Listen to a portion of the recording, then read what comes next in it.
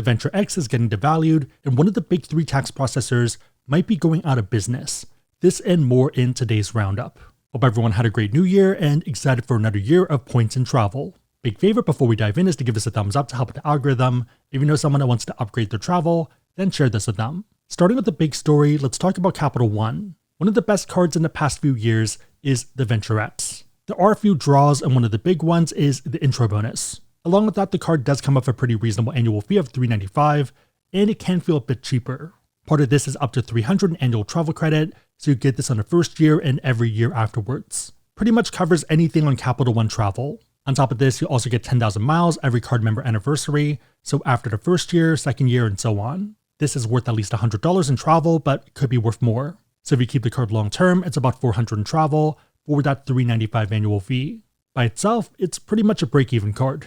On top of that, you also have lounge access, which includes their own lounges, but also other ones. There are three options here, so their own lounges, Party Pass, and Plaza Premium, and they are getting rid of one of them, Plaza Premium. And to be fair, Plaza Premium does have a lot of lounges, and it's in both airports, but also some train stations, and I didn't know about that until now. In Asia broadly, Plaza lounges are pretty good and consistent, and a strong choice on both the hard product side, but also food and service. There definitely are better lounges, especially for flying first in business, but for normal people, it's a solid 7 or 8. Europe has a smaller footprint, but I'd still say solid at that 7-8 range. The Americas are a lot worse, probably 6 or 7, but it's still an option, and I like having more options. And to be fair, it might also be because we go up and down to Vancouver quite a bit for either skiing or connections for international flights, and the Vancouver ones have been a bit more mid.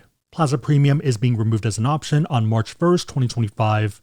Good news though is that a lot of those lounges are also on Party Pass. For example, the two in the US, we see the Dallas-Fort Worth one on Party Pass, but also the Orlando one as well, so both are on here. I think there are some differences, and I'm going to try to crunch through everything later this week.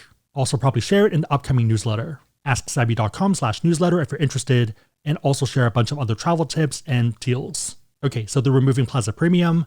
They're also making another negative change. Moving forward, free access from the Venture X card is going to be limited to you and 2 guests. So for example, you and 2 friends. To be fair though, this is pretty consistent and standard for most other issuers, the one exception being the Chase Ritz-Carlton, which arguably at this point is also a legacy card.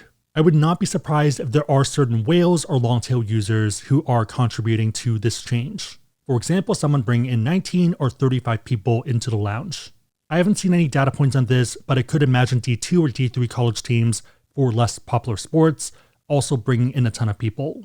Outside of D1 and major sports, most people are flying commercial, so for example, even WNBA teams fly commercial. So much so that they partnered with Party Pass to improve player travel experiences. A lot of this is due to the economics. When you use a Party Pass card at a lounge, Party Pass pays about $20 to $25 to the lounge. If you have a standard membership, so one not through a credit card, then you're paying $27 to Party Pass per visit. So you pay Party Pass $27 and they pay $20 to $25 to the lounge. With other cards that do have guest limits, if you do go over and it's linked to your card, then they're going to charge you $27 per guest. I definitely could be wrong, but I wouldn't be surprised if Capital One was ponying up that cost and pretty much covering it. I'm guessing that they have a standard contract for the U+2, and they figured that most people wouldn't go over 2, and they would eat that additional cost. And it didn't work out in their favor given those edge cases and long tail users. Just a guess though, because otherwise I don't know how they would change from unlimited to the standard 2 guests so quickly,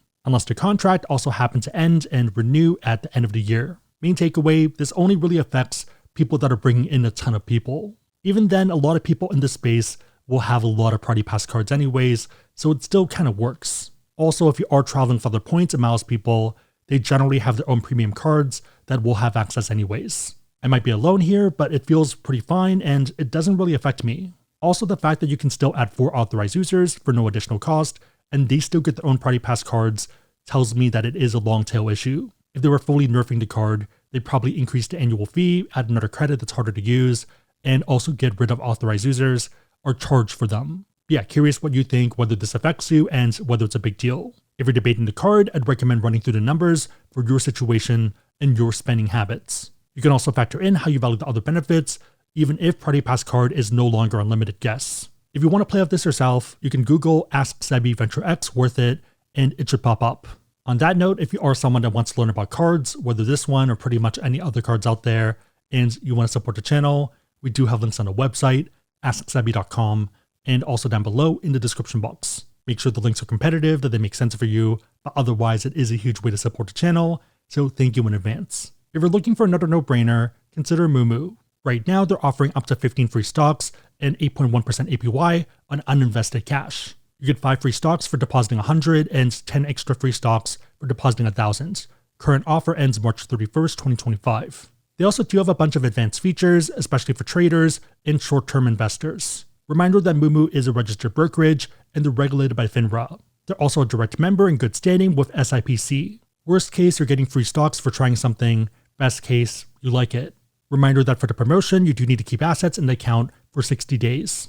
Tons of time to give it a test drive. If you're interested, go to AskSebby.com/Moomoo or use the link down below. Next up, we have built rent days, and it's pretty interesting.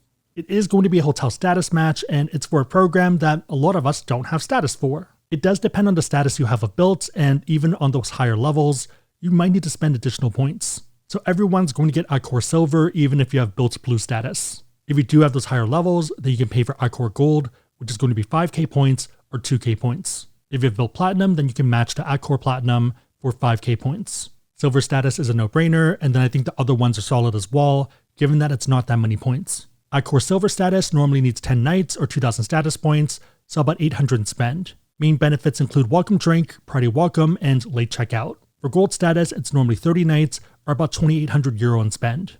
Main perks being room upgrades and also early check-in. Platinum's normally 60 nights or 5,600 euro in spends, and you get sweet night upgrades and also lounge access. They do have a pretty big footprint of more than 50 brands. Some of the ones I recognize from my travel include Banyan Tree and Fairmont, and Sofotels are pretty nice, and also heavyweights like Raffles. And to be fair, maybe there are more affordable Raffles, but the one I associated with is the Singapore one, which I think is also their flagship, and yeah, I've heard amazing things, but it's also really expensive. I haven't stayed there before because the main way to do it is ponying up the money, and there's not really any good way to do it with points. And the reason I like points so much and other certificates is that they can offer outsized value, where I might be spending 40,000 points, which would only be about 400 in cash back, but for something that might cost 2,000 out of pocket. That's probably also why I really like the Hilton, Hyatt, and sometimes Marriott umbrella.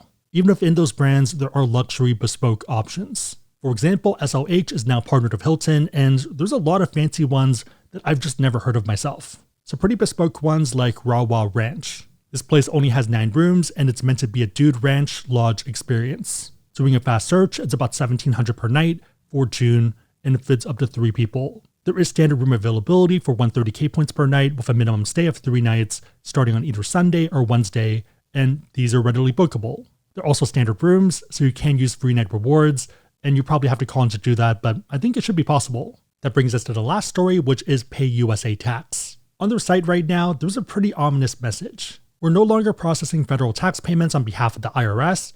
Please visit their site to explore other options. Ironically, as of filming on January 2nd, it's still listed as a partner, so that's interesting. There is some speculation that they might be shutting down for maintenance or something, or to update their site, and that they're coming back. I feel like if that's the case, then they would just say that. The message could have easily been that we're down for IT updates and see you in March for tax payments for this season, or just something like that rather than something this ominous. Another factor is that right now and until January 15th is a pretty key date and period for estimated tax payments for Q4 of 2024. So a lot of people are going to be looking for options in the next 2 weeks. If it was a maintenance thing, then they could easily do this after this period and then come back in April.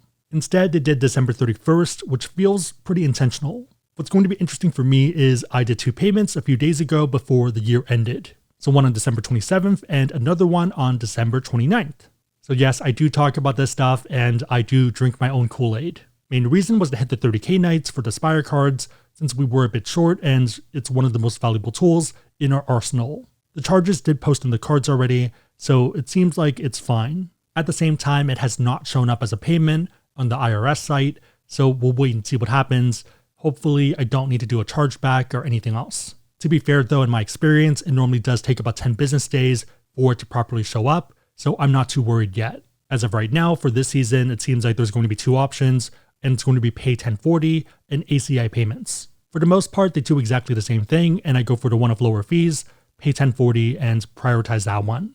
Main exception is if you're saving that one for larger purchases and then using the other one for smaller ones. The reason for this is that you are limited to 2 payments per platform per estimate. So along with the 2 payUSAtax ones I did, I also did an ACI payments one. But yeah, if you're at the end game of cards and you have a lot of those premium ones that do have those spend requirements, then this is a great emergency option if you need it. I think I might be losing my voice, so I might be a bit more monotone than when I started the video, but hopefully you guys don't mind. Again, if you want to learn about cards, we have links on the website, AskSebby.com, and also down below in the description box. If you made it to this point, leave a firework emoji in the comments down below, and I'll try to heart it and also respond. Big favorite, thumbs up, share this, but otherwise hope you liked it.